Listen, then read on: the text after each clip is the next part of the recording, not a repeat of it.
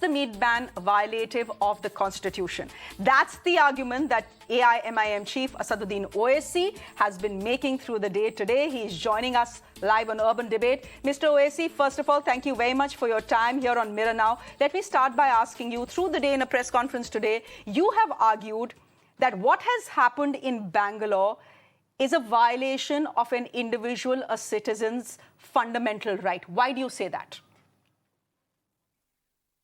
The reason I say that, if you happen to read the circular closely, the circular does not cite under what law government is empowered to ban meat and prohibit slaughter of animals. Secondly, which law says that you can ban meat on the basis of religious consideration. Thirdly, it is a violation of Constitution also because of Article 15. Article 15 says that you cannot discriminate on the basis of religion.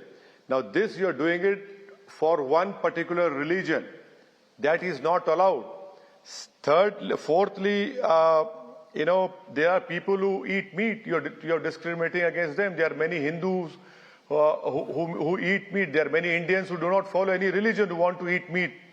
Another violation of article is Article 29, right to occupation, profession. It's a fundamental right. How can you deny me my profession, and deny me my livelihood? Article 14, this is very arbitrary and specifically discriminates against meat sellers and butchers, but it is not against those online shops which will deliver meat to the rich people.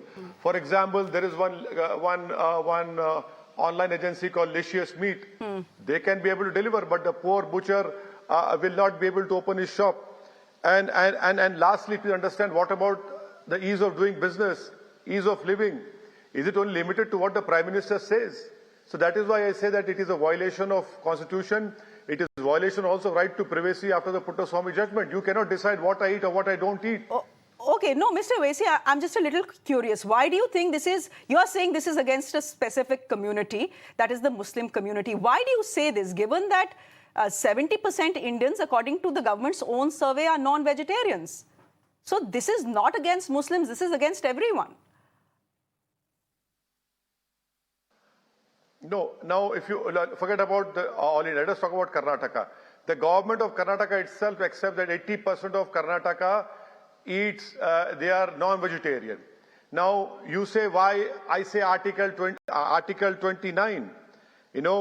29 gives me, it is part of my culture to eat meat. It's a fundamental right.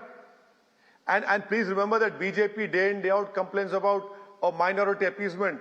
What is happening over here? 80% are non-vegetarian and BJP is indulging in minority appeasement for 20%.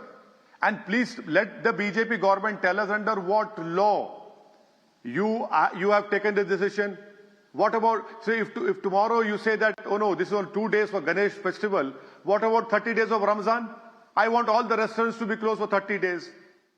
What about my religious feelings? Why are you allowing the liquor and on alcohol shops to be opened? You close down all of them.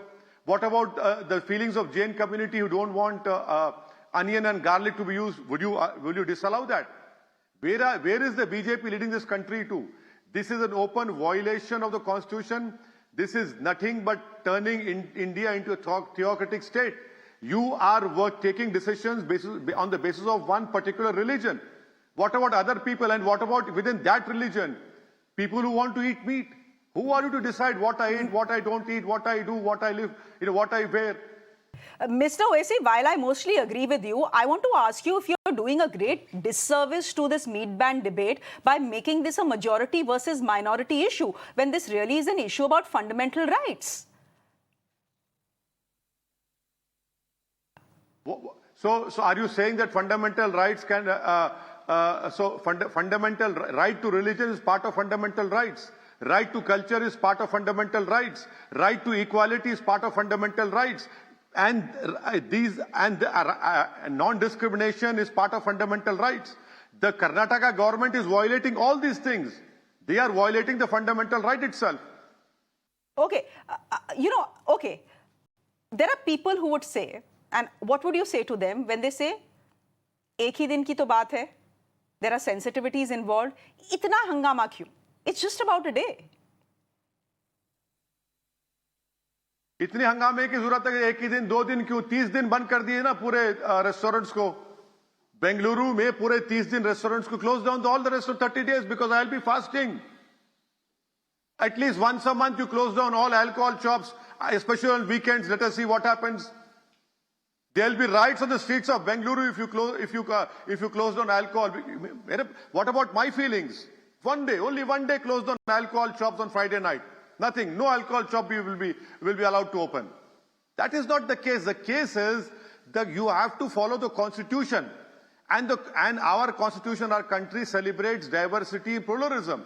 Karnataka government is making a law for one particular section of society, not even a majority Hindu religion.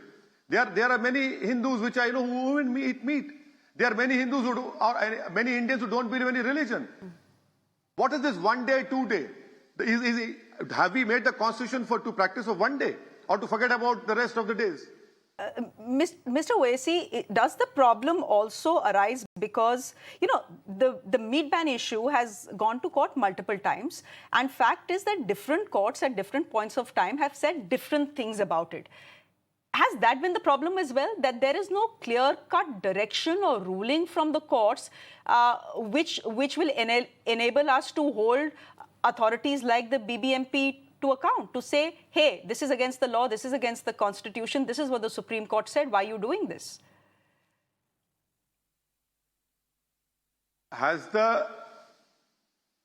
Well, madam, there has been consistent court judgments on cow slaughter, and there are some ambiguous or clear judgments on buffaloes meat selling. But my question is, under what law have you issued this circular? Please tell me. Where is the court judgment? And you Krishna Janasthani, no meat, you say. Then you have Mahashivratri, no meat. Basava Jayanti, no meat. Sarvodaya Day, no meat. I'm quoting from Hindustan Times. What about my Ramzan? Why not? And then over and above that, in 2021-22, the BJP government has sent 30,953 crores exports for animal products. 80% is buffalo meat. Stop it now, please.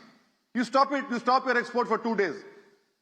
Let us see if we can stop the export for 2 days and see what happens. Okay. And why these online shops are allowed to sell the meat? Okay, you why made Kentucky that point. Fried Chicken should be allowed to sell chicken? Why McDonald's should be allowed to sell burgers? Why five-star hotels should be allowed to sell meat? And please understand the damage which BJP is causing to the cosmopolitan nature of Bengaluru, which is a hub of all software industry. What is the message it's sending to the whole world? Okay, good point you make. I'll put that to our panelists who are joining us this evening. But before I let you go, you're a barrister, you're a trained barrister. Why aren't you going with this matter to the court then? Because this is not the first time we are seeing a meat ban in this country, and this is not the last time we'll see it.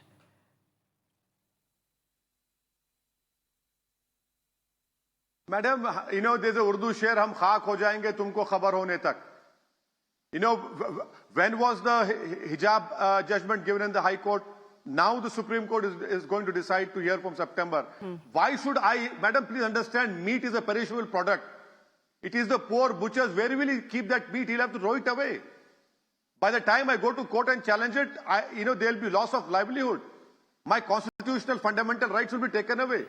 This government has no right to take away anyone's profession, right to culture, right to equality, and discriminate only on the basis of religion. Okay. By the time I go to court, what will be left? Well, meat is a perishable product. Okay, meat is a perishable product, but maybe next time a municipality wakes up and decides to ban meat, you would have already had a court hearing and possibly a clear-cut court judgment as well. We leave it there for the moment. Thank you very much, Mr. Asaduddin Owaisi, for joining us at the top of 8. Always good to get your perspective.